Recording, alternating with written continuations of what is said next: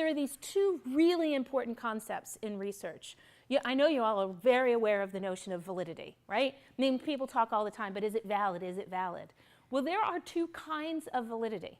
And like, here's your validity. And you can have a lot of internal validity, which is what we need in drug trials and cancer research, right?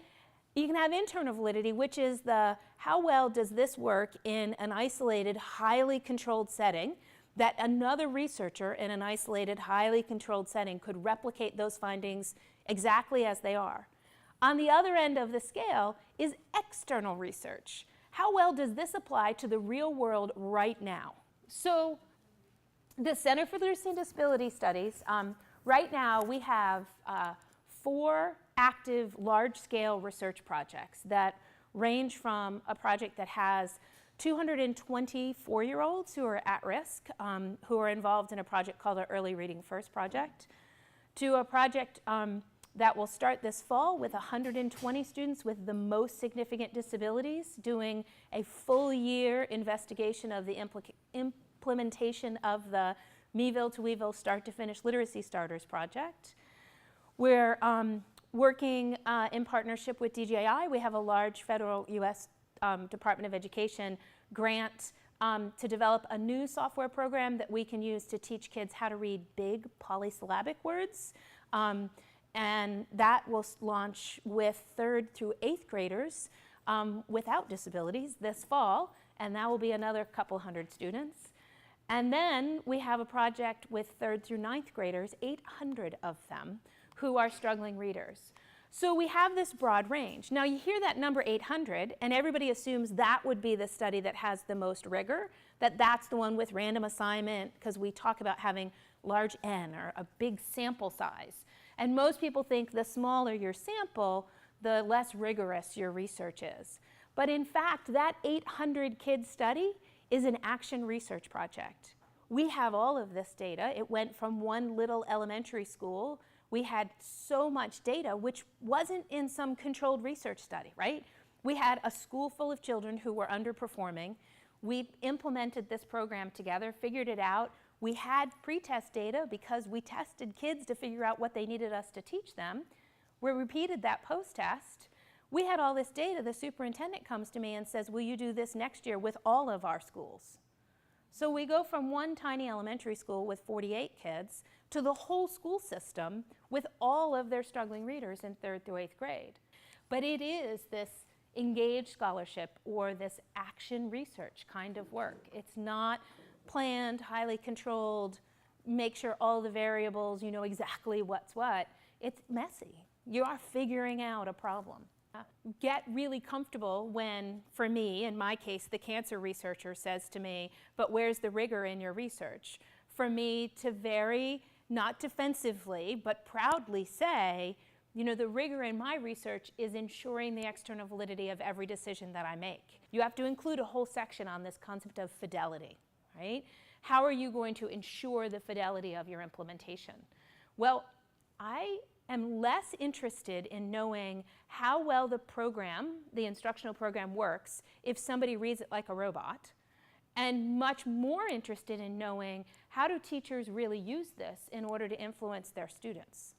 Because we have a lot of evidence that says if we demand that teachers use scripted programs, we lose our good teachers. They can't stand it. Describe very clearly how we're going to study the fidelity of implementation for the teachers that are involved in our project. So most of the time, they were implementing the lessons the way the lessons were written. And they had a little bit of either skipped things or replaced things with something else. But 80–85% fidelity is pretty darn good. And their kids made really nice progress. Then there were these 4 other teachers. Their fidelity was around 60%. But the reason their fidelity was around 60% is they spent the rest of the time doing things that were so much better than the lessons ever imagined. We then got this research part, which, sorry that that's been cut off, but this is all about I've got this hypothesis, I've got this planned procedure, and I got to see it out. I got to stick with it. But at the intersection of these two are these investigations that are about solving real problems that provide you with enough flexibility that if you're 2 weeks into it and it just isn't working, you change it, right? So we hope that the best teachers are actually engaged in research throughout their career, not just early on. This kind of research really values qualitative, right? So people's reflections, their observations, their thinking about. So certainly we'll show you examples of counting, right? And having some information that you're counting stuff matters, particularly if you're going to send it off to a superintendent. If they can look at a graph and go, wow, before, after, cool, let's keep doing it, that's a good thing. But where the richness of this research lies is in the reflections that teachers make, right? And that's that piece for me that was most important about making my soon-to-be teachers engage in this, is getting teachers to be reflective takes time and experience. And if we can use this process to get them to be reflective before they've ever even gotten started, right, in their own classroom, that's a really positive outcome. Along the way, you realize, whoa, I was going in the wrong way. Now we need to shift gears and head in this other way. So these terms, cyclic, participatory, qualitative, reflective, responsive, emergent, right? Those are key sort of descriptors of this kind of work. You're not doing a big exhaustive dissertation or thesis here. You're just trying to find a couple of things that support, in this case, that there really is a problem, right? Is this just us? Is it a situation-specific problem? Or is there sort of a larger body of evidence that says, this is a true problem. This pedagogical shift and true implementation, integration. So he finds a number of studies. So many teachers don't use technology in sophisticated ways. Up to 80% of teachers use technology less than 50% of the time. Right? Teacher time spent learning new technology increases the likelihood of its use in the classroom.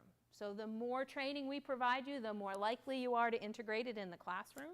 There are several people who will say we should have a journal of unsuccessful studies, right? So that there's a place where we could go and read about all the things that people studied that didn't work, so that we don't keep reinventing that. It's one of the reasons why I think we collectively need to have a place where we publish teacher research, where we get action research out and available, so that people can say, look, I know that the people who did intervention XYZ with their research assistants had great results, but here's what it looked like in reality in my classroom. And it doesn't mean it won't work in your classroom, but it'll be important for you to read about my classroom as you're thinking about what you're going to do in yours, right? But the biggest thing that they learned in that course is that we don't know anything about anything, right? Right? Like, you can't go to the literature and just look up, how do you teach a child with, right? Like, we don't have those answers. You got to know how to teach, and you got to know the characteristics of those kids, and how to match what you know about teaching with the characteristics of those kids. But when you actually look at the literature, there's very, very few things that have ever been done that are, right? And so, right? So if we had this place where teachers shared their action research from their classroom, and you could say, I'm getting a child with Down syndrome in my classroom next year, and I have no idea what to do. And you could click on a tab, and you could find even 2 things that some other teachers had figured out and posted up there. Imagine how empowering that would be as a teacher. It is not years of schooling, it is level of literacy that is the strongest predictor. It doesn't matter if you graduate from high school if we didn't teach you how to read and write. This year they made 2.5 years of progress in 10 weeks. But they started at grade 2, grade 3, and so now they're 9th graders who are at grade 5, grade 6, right? And the teachers are saying to me, well, we did that thing with you and it was really good, but we're not seeing it carry over into their classwork. Right, because they're 9th graders, and you help them make an enormous amount of progress, but they're still really far behind. But imagine if we kept that program going over a number of years, and we kept closing that gap and closing that gap, then you would see it applying. You really want to focus on, it's my bias, right? This is why we're here right now, teaching and learning, something that you have control over.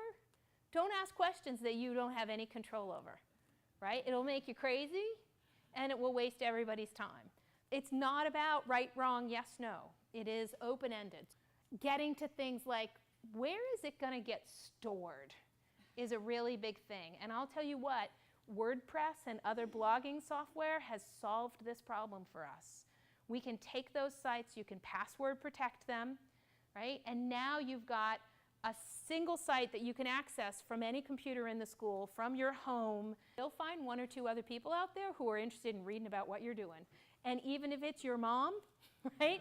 Your mom will give you some insight into something you didn't think about, right? Having somebody else's point of view is going to be helpful. Another really nice thing about blogs is principals love this stuff, right? When they're able to get onto your blog and look at your thinking and look at what you're doing and reflect on that.